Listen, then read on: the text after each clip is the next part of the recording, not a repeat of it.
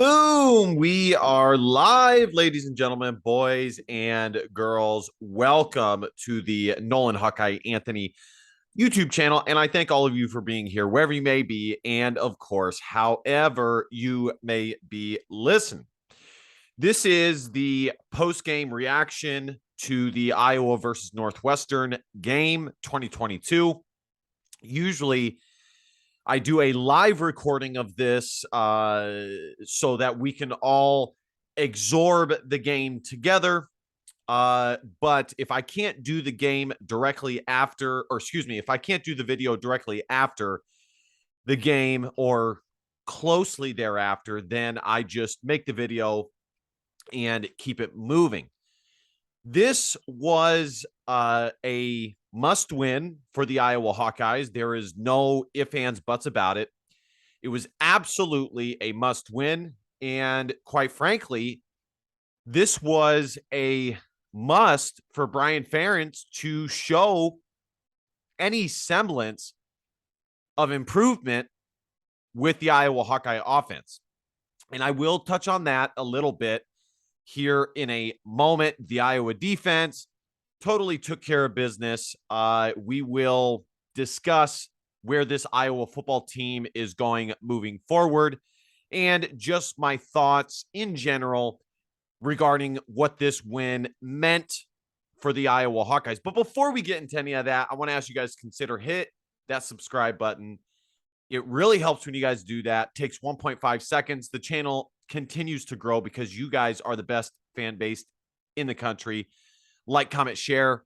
You know the drill. And without further ado, let's get into this.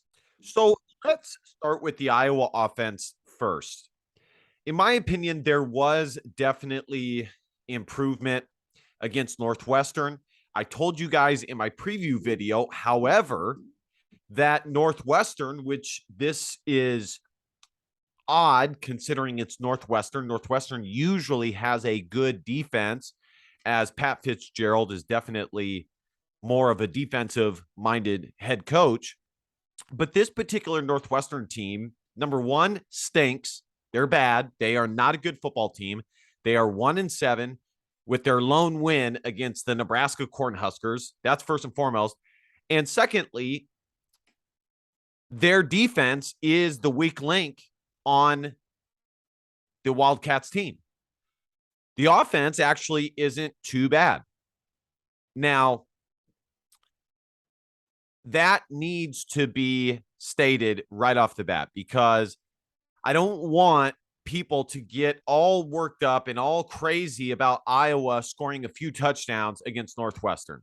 It's not that big of a deal, guys. Again, Northwestern's defense is shite. It is not good. Now, still, Northwestern is a Big Ten foe, and scoring a few touchdowns, considering what we've seen in the past, is a move in the right direction.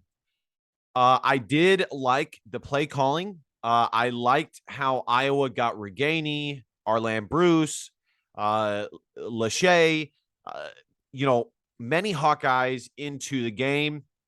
I think Caleb Johnson played great. He is going to be a phenomenal running back for the Iowa Hawkeyes for the remainder of his time in a Hawkeyes uniform.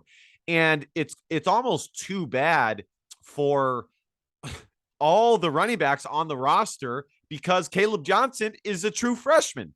And as we know, folks, even when they say running back by committee,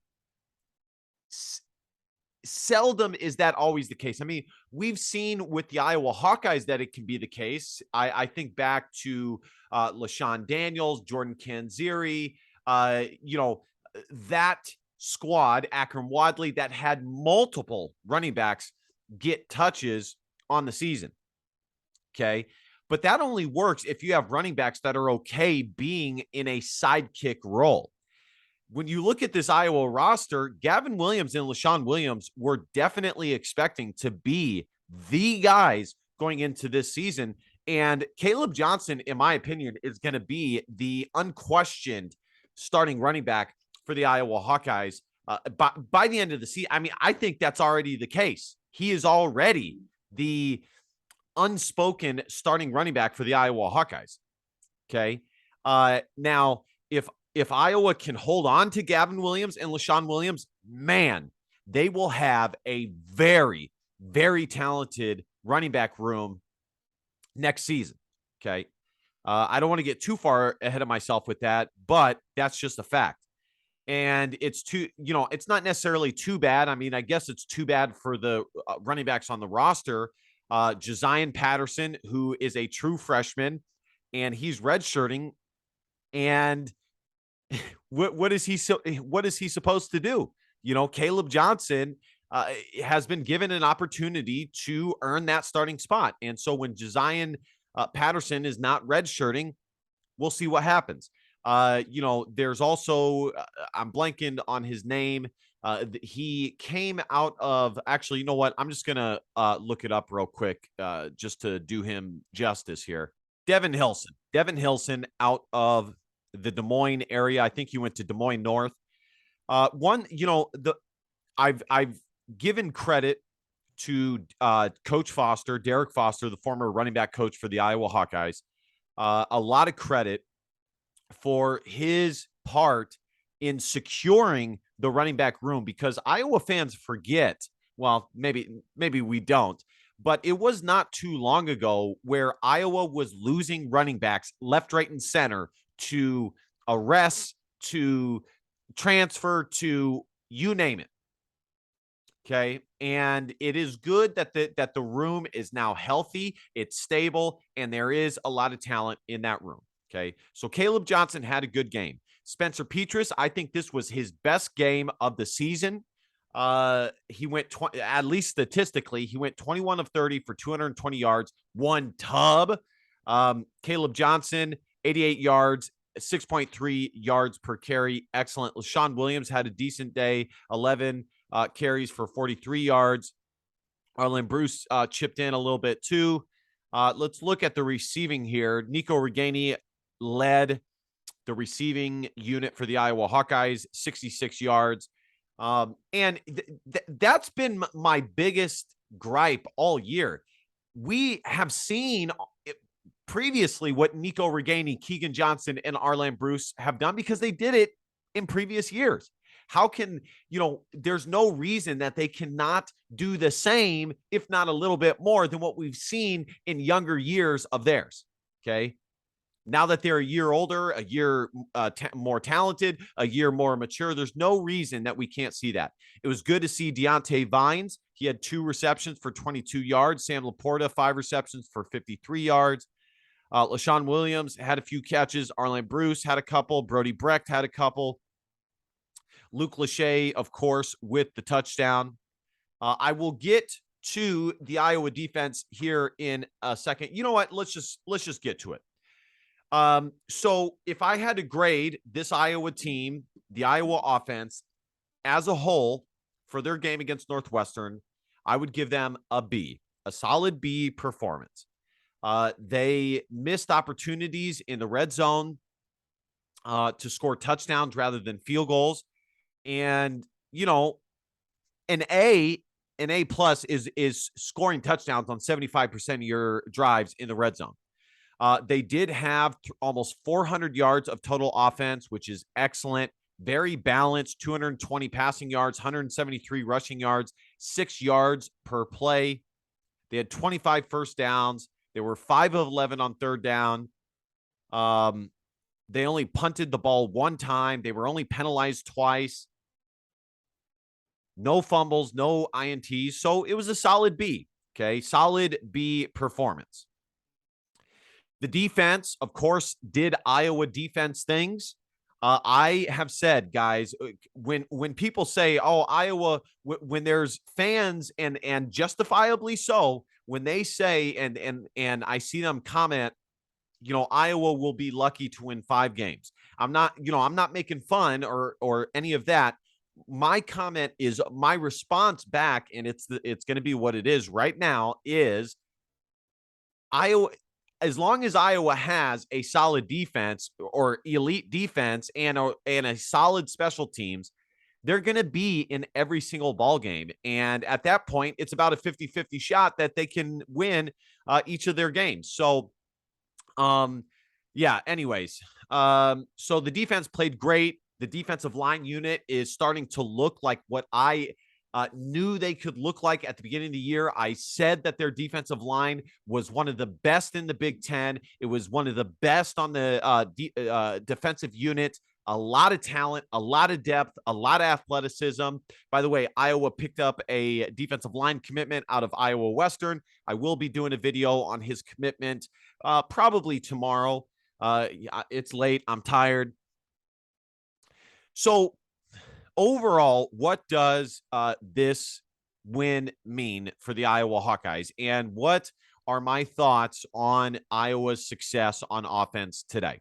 I want to start by putting things into context, okay? 3 of Iowa's losses, well, let's just look at all of the losses, okay? And ultimately, this is the difference between a 10-win season and a 4-5 loss season, okay? What I'm about to talk about right now.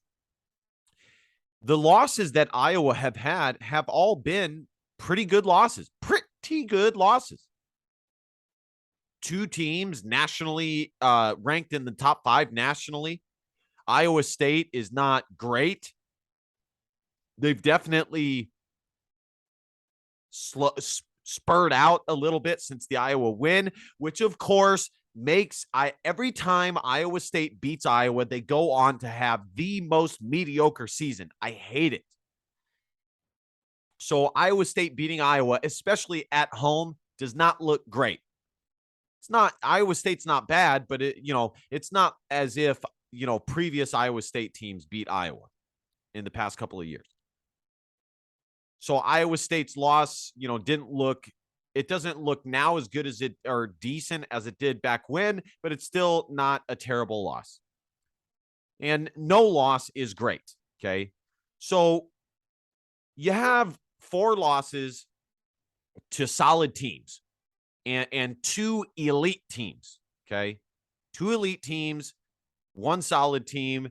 Trying to think who Iowa lost to. No, 3 teams in the top 25 if you include Illinois, and 1 solid team. So 2 elite teams, 2 decent teams, or solid, 1 decent. Okay, whatever. And you look at that and you go, well, I can't be too mad at Iowa so far this season. But then I start to think about it a little bit more and I go, not true, because in the end, this Iowa team has a lot of talent. And the only 2 teams that they do not have more talent to that they lost to this season was Michigan and Ohio State. And as far as Michigan and Ohio State goes, and I'm trying to play devil's advocate and give the benefit of the doubt to Iowa's offense here. What Michigan and Ohio State did to Iowa's elite defense is exactly what Iowa should be able to do, or close to it, which is ultimately the difference between that and where they are. That is the example of the offensive output that you are looking for. And that is the example that it can be done against an elite defense. So I can't bail Iowa out and their offense out. I don't want to get ahead of myself. I don't want Iowa fans to get ahead of themselves. As I said at the beginning of this video, Northwestern's defense is not very good this year. Northwestern as a team stinks this year. They are very, very bad. But things looked okay today. This was probably Iowa's best offensive performance of the year. So I can't be too down about that. But I also don't, 2 things can be true. While I don't want to be, too, down about Iowa's decent offensive performance, on the other hand, I don't want to get too worked up about the remainder of the season because, well, it's Iowa. And so far, the evidence that shows how, the evidence towards Iowa's offense being mediocre, if not below mediocre, far outweighs having any optimism that Iowa can start tearing it up offensively for the remainder of the season. Okay.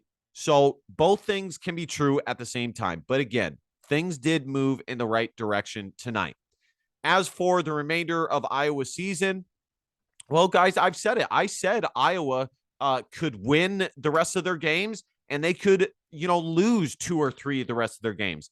Uh, Iowa has, folks, Iowa has the most talented roster in the Big Ten West. Okay.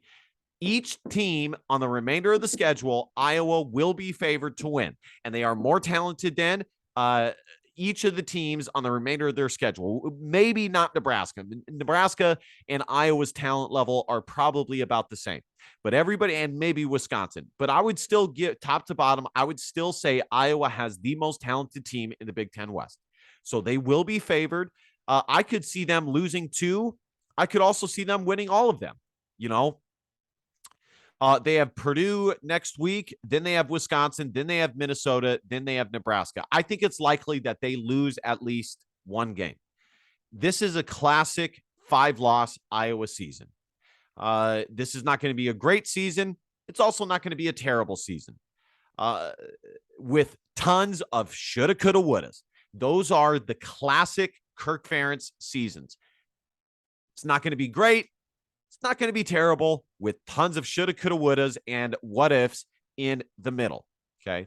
Now, if Iowa's offense can look close to what we saw today, they win the rest of their games. And they probably finish in the top 25. And I actually think that there's a decent bowl game to continue to play for here for the Iowa Hawkeyes moving forward. Guys, they're still only 2 games out of first place. They can at the very least finish second in the Big Ten. If they beat Purdue next week, they will have the head-to-head tiebreaker over Purdue. And they, bada bing, bada boom, they're already second in the Big Ten. So still some good things to play for. But again, don't want to get my hopes up too much because I know how things have been in the past. Well, let me know what you guys think in the comments, folks. Guys, Iowa gets the win 33-13. I called it. I said Northwestern was going to score 13 points. It just seemed like the correct number, 33-13.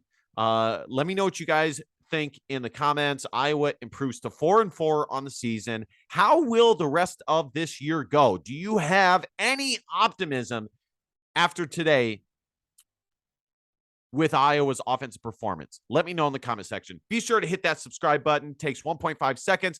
You guys know I love you so much. Iowa fans are the best in the country. Like, comment, share. You know the drill. And last but not least, DBAP, don't be a pussy willow. In facts or feelings, because your feelings just don't matter. See you guys next time. Bye-bye.